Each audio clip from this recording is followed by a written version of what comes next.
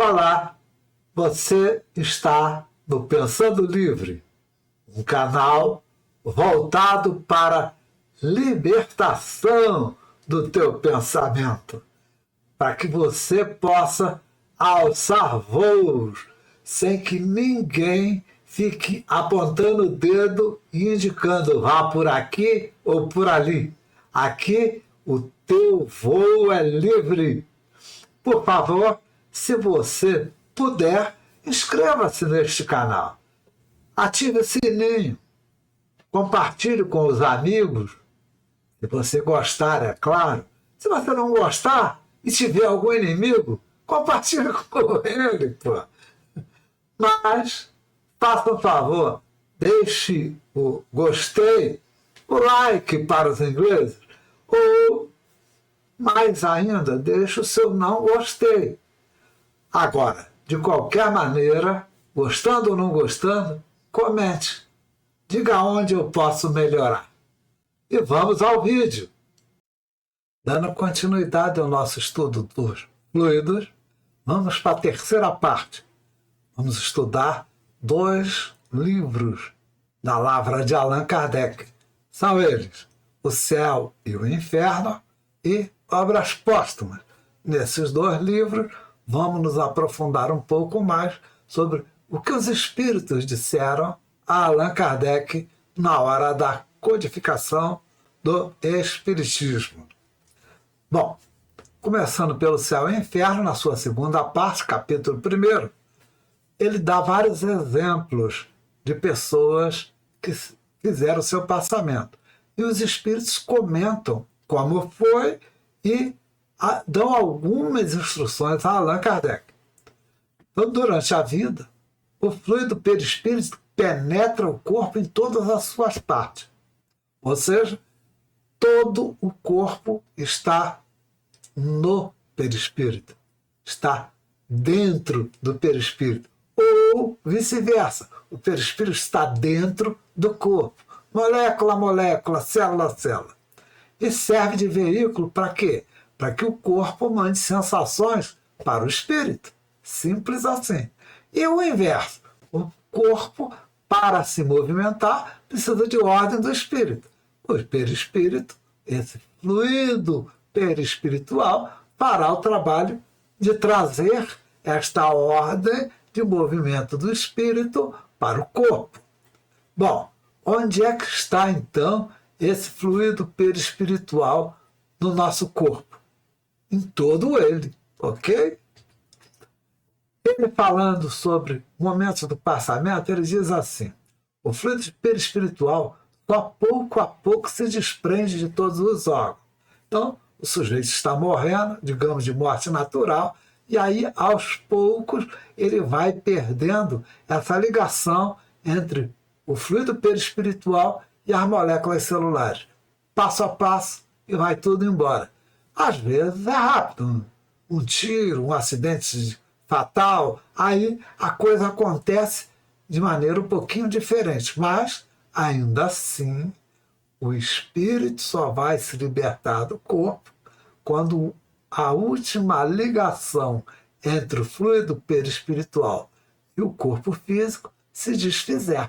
Enquanto isso não acontecer, o espírito está junto ou está preso ao corpo. E provoca uma sensação dolorosa na alma. Por quê? Porque às vezes o espírito é materialista demais e ele fica ali esperando, e a coisa não acontece, e os vermes vão comendo a carne, e a sensação não é boa, não. Bom, essa dificuldade está ligada à evolução, ao progresso moral de cada um.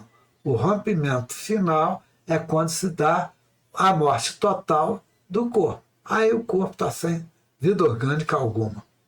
O fluido saindo do corpo do morto é a coisa mais natural do mundo. Sai gases, sai um monte de coisa. Por que o espírito e o fluido não iriam estar aí? Sai também. Se você fizer uma prece, você vai ajudar o moribundo? Com certeza. É uma forma de magnetização espiritual. Ela provoca, ela ajuda a provocar a desagregação mais rápida do fluido perispiritual do corpo. Então, é claro que você vai fazer a prece, é claro que você vai pedir para aquele moribundo se arrependa dos atos praticados, para que ele chegue do lado de lá com mais luz do que chegou quando nasceu. E aí só depende do que ele fez. É como dizia aquele grande apresentador, o que importa é o intervalo entre o nascimento e a morte. Isso aí é que define quem você será depois, com certeza. Não de forma eterna, mas com certeza na hora de acordar na erraticidade. Sobre isso, a gente pode concluir primariamente que o perispírito é um fluido típico desta Terra. Em outros planetas, outros fluidos perispíritos. Se une a cada molécula do corpo no processo de encarnação. A gestação é para isso. E liga o corpo, ou melhor, e liga o corpo ao perispírito ponta a ponta. Na morte, o processo se dá pelo desligamento molecular desse fluido perispiritual, de forma a libertar totalmente o espírito e seu perispírito para a erraticidade. E o que sobra aqui na Terra é um corpo pronto para doar órgão, pronto para ser enterrado, cremado, o que você quiser fazer. Falar de uma só glândula por essa ligação, eu acho arriscado. Entre ficar com um espírito e ficar com a codificação do espiritismo, eu estou ficando com a codificação inteira do espiritismo. Salve Allan Kardec! No capítulo 2º, os espíritos em condição mediana falam com Kardec. E um deles diz assim: eu era vidente, e aí eu sentia a diferença entre o físico e o moral. Ou seja, ele, vidente, estava assistindo passo a passo o desligamento, célula a célula, do seu perispírito, do seu corpo, na hora que ele estava morrendo. Se era bom, se era ruim, eu não sei. Você aí é que decida. O que você acha que ele sentiu, né? Comente aí. E os espíritos sofredores? Bom, aqui tem um ensino de um espírito sofredor para o Kardec. E olha só como é interessante. A intensidade da luz está na razão da pureza do espírito. A luz irradiada por um espírito será tanto mais viva quanto maior foi seu adiantamento moral. Você entendeu por que determinados espíritos a gente olha para ele e o clarão cega as nossas vistas? É porque ele tem um progresso moral absurdo em relação a você. Só isso. Ele tem muita luz porque ele tem muita moral, muita autoridade moral. Bom, e se você não tem nenhuma autoridade moral? Rapaz, você é um apagado. O perispírito serve de intermediário entre o corpo e o espírito. Ele é um órgão de transmissão de sensação do corpo para o espírito. E do espírito para o corpo é movimento, ação, atos. Então, vai para lá sensação, vem para cá movimento, ordem para fazer isso, fazer aquilo. É o espírito quem pensa, é lá no espírito que tudo acontece. Obras póstumas, Allan Kardec afirmando que não é a mente, essa da psiquiatria. Não é. É outra coisa. O perispírito não se acha preso no corpo. Ele pode se soltar? Pode. E como é que ele se solta do corpo? Por irradiação. Irradiação nada mais é do que essa capacidade que os fluidos perispíritos têm de se expandir para além do nosso corpo, indo a outros lugares, a outros planetas, a outros cantos, de acordo com o nosso pensamento, seguindo a nossa vontade e usando os nossos fluidos perispiritual. O nome disso? Irradiação. O fenômeno da aparição por uma só pessoa foi explicado para o Allan Kardec da forma mais simples do mundo. Tem um monte de gente ali, mas só fulano está vendo o espírito. Simples. a combinação do fluido do médium com o fluido do espírito possibilita esse tipo de mediunidade. Então, nem todos nós temos. Os que têm vão ser capazes de enxergar o espírito. Às vezes até de tocar, tangível, o espírito. É uma questão de afinidade. Então, os espíritos moralmente elevados vão buscar pessoas encarnadas moralmente elevadas.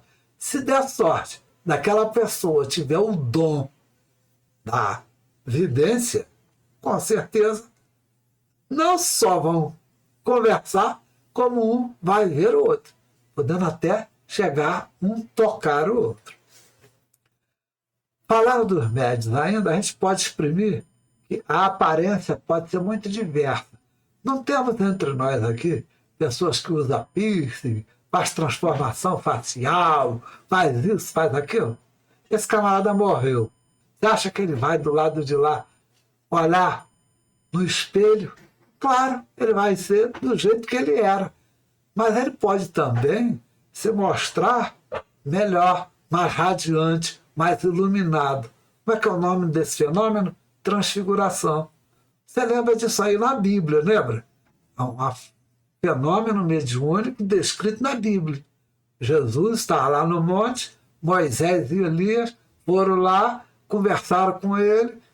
Não pode conversar com o Espírito? Pode sim, porque Jesus está conversando com Moisés e com Elias, já tinha morrido. E mais, os discípulos de Jesus ficaram tão apavorados de ver os três conversando, que queria servir comida e bebida para eles. Pô. Transfiguração. Eles estavam vendo aqueles espíritos de verdade.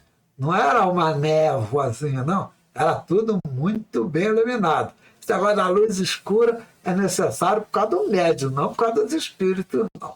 Entenderam? Bom, o fluido perispírito é o agente de todos os fenômenos espíritas. Então, seja qual for a mediunidade, seja ela da mesa girante, seja da psicografia ou da cura, por exemplo, tudo depende do fluido perispírito do médium. Do médium. Esse desenvolvimento, essa educação dessa faculdade pode ser feita tranquilamente, permitindo que ele se torne mais expansivo ou menos expansivo. É o caso da mediunidade de transporte, que precisa de muita, mas muita experiência para poder expandir o perispírito dele e do espírito para ir buscar um objeto material e trazer para cá. Então, isso depende do organismo, é algo da biologia, não tem nada a ver com o espiritismo. Mediunidade tem o cara de qualquer religião, de qualquer idade, por aí vai. Então, pode ser desenvolvida, educada? Pode, claro que pode ser melhorada, mas tem que existir. Se não existir a mediunidade, ela não vai desenvolver nada. Vai fazer 1000 cursos, vai pagar uma grana preta de ingresso, e não vai chegar a lugar nenhum, entendeu? Vai fazer muita manifestação anímica. É, isso aí. Aquele do hipnotismo, do médium. E as pessoas entravam em estado de histeria na coletividade. Por quê? Mediunização anímica. É de animalizada. É aqui. Tem nada a ver com o espírito. Bom, eles já afirmam que não depende de sexo, homem ou mulher, tanto faz. De idade, criança, velho, não, tanto faz. Todas as categorias de mediunidade podem existir em qualquer indivíduo. O Kardec dizia sempre, todos nós temos algum tipo de mediunidade, mais ou menos. Agora, para educar isso aí, basta você seguir algumas técnicas. São técnicas, né? Nada demais. No caso da ação magnética, o que você está fazendo para curar uma pessoa? Por exemplo, um médium está obsidiado. Aí você pega esse médium e vai ajudá-lo. Como é que você vai fazer com ele? Você vai colocar bons fluidos mais puros, fluidos mais elevados naquele corpo, naquele perispírito e no perispírito daqueles que estão obsediando ele, de maneira tal que, 1, você o liberte, 2, você melhore as condições gerais dele. É como se você fizesse uma hemodiálise.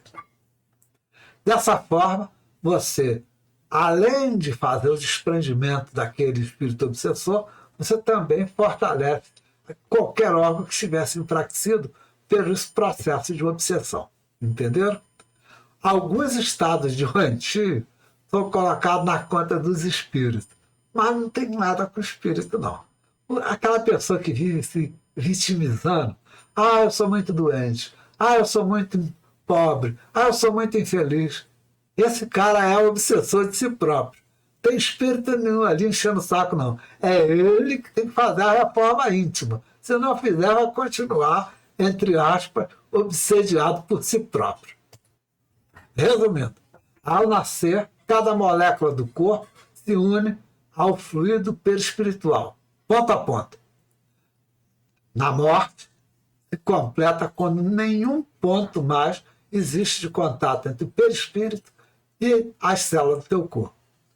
Aquela escuridão que você escuta falar nos romances, tal do umbral, pois é, só existe no e para o espírito.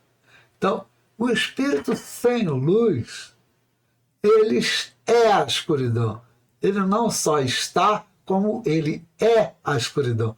Pode estar no meio de gente super evoluída, animada, progredir, mas ele não consegue ver nada disso. Por quê? Porque não tem luz própria nenhuma. Ele é o perispírito é o órgão de transmissão de todas as sensações do corpo para o espírito. Ele não está encerrado numa caixinha chamada corpo. Eu costumo ir para o meu resumo dizendo uma brincadeira. Aqui eu vou repetir. Volta a Kardec e traga os espíritos de volta para o espiritismo. Gente, muito obrigado por assistir. Por favor, se inscreva no canal, ative o sininho, compartilhe, distribua esse vídeo, por favor. Mas, principalmente, faça seu comentário. O comentário feito por um amigo no vídeo passado me permitiu falar de ciência e não mais de pessoas que praticam a ciência. As pessoas que praticam a ciência podem sim ter seus preconceitos por ideologia, por gênero, por sei lá o quê, mas a ciência não os tem. Muito bom, vamos para o próximo vídeo, o último desta série dos fluidos. Até lá!